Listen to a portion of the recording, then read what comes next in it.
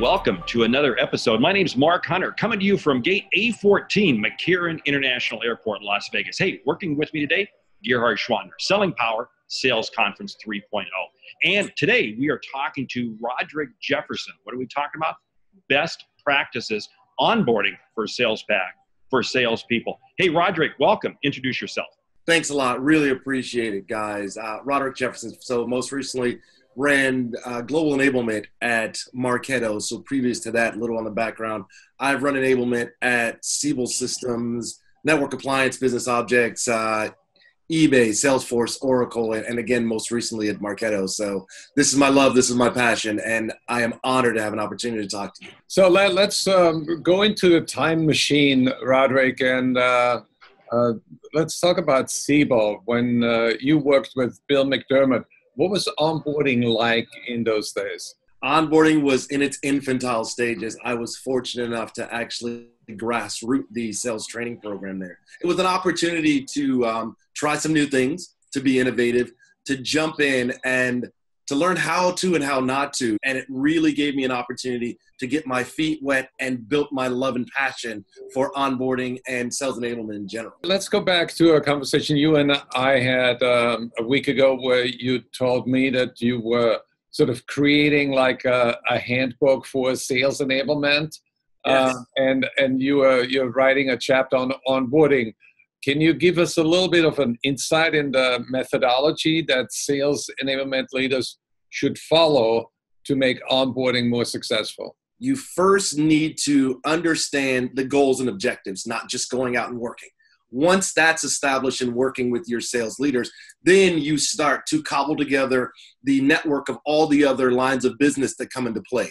Now, once you've established that baseline in e-learning, I call it the what is, understanding the products, the solutions, and those things, and get that out of the way before you come, along with a validation point. And that's the point that I think a lot of folks leave out. The validation point and the way that we've done it at Marketo is a stand and deliver around our corporate or golden pitch, which validates that they can message and position on target and on message.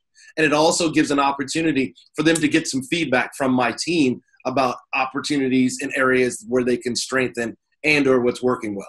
Now, once you come in, what we've decided to do was build this in the life cycle of a sale. We build it from discovery and qualification, understanding your partner ecosystem, understanding the competitive piece, and then all the way out to ending it with a live customer coming on site. Can you walk us through the timing when the onboarding starts until you can say they're ready to go? Enablement does not start the day that you put your butt in the seat coming into a workshop. It really starts from day one. As with taking on the culture, along with that, you start understanding the products and the solutions and the internals workings of a company. From there, then our sweet spot is really within that 30 to 45 days because you're going to do probably 20 hours of pre-work. And it may sound like a lot, but it really does get the baseline established. Once you get into the workshop, now you're about 30 to 45 days. You've had some practical application with talking to some of your peers. You've been working with your sales leaders. And the key here is I want to get people before those itchy palms start with the sales leaders and start sending them out to selling because we don't want to send those folks out with a plastic spoon off to war. So the overall process is the first 90 days. At 91 days going forward, we have given you just about everything we can to get you out there and prepared, and now you're off and going. Does marketing get involved at all? My best friends and hip to hip are product marketing and the competitive group because they are really the curators and the creators of content, and we are their delivery vehicle, so we've got to be hand in hand and in lockstep. On a competitive piece, that's the obvious. The market is shifting all the time. So my team meets with the marketing group and the product marketing group and competitive on a monthly basis to make sure that we're all in lockstep. Because if they change their messaging and we're not in line with them and or things like the corporate pitch changes, then we're setting folks up for failure right away or creating confusion, of which neither of us want to do. Onboarding is part of the sales culture embraced by management. And wow, Roderick, I think you've done a great job of kind of explaining that. How do you see it? How do you create onboarding as part of the sales culture? Well, it comes from two angles. One is from top down, working in line with corporate strategy and vision and direction of a given company. The second is to move it over to a layer lower at the chief sales or chief revenue officer. But I think you get a limited view there.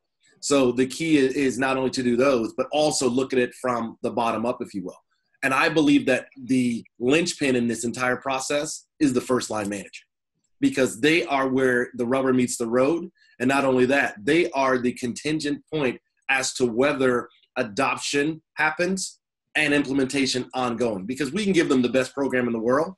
If the first line managers don't buy in, it won't happen. How do you measure the success of an onboarding program? So I will say this, the thing I'm proudest of the team at Marketo is we actually changed and moved the time to revenue from 88 days down to 54 days. And that speaks volumes about not only what we're doing, but how we're encompassed and the right things are happening. You reduce the time from 85 days down to 50 days. That's or something like that. That's a huge metric. I mean, that's a powerful buying signal for the power of onboarding. So imagine that the revenue that can now be driven in having a shorter time to revenue, and now making best friends of that first line manager and sales leaders of saying, we can get your folks out faster. Awesome. Final question for me is, what failures have you encountered and what have you learned from them? Well, I'd say the biggest failure I've encountered in my career is trying to give sales what you think they need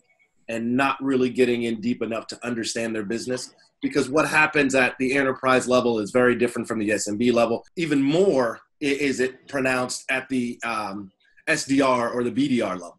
So I'd say get to know your customers and stop calling them stakeholders. Make them your customers. Because a stakeholder says, you need me.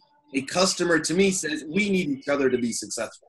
Yeah, one more footnote, Roderick. We are proud that you're going to join us at the Sales 3.0 conference in San Francisco. And tell us what you'll be doing. I'm really looking forward to this. I'm working with a couple of my peers, and we're actually going to be talking about the infamous sales enablement stack.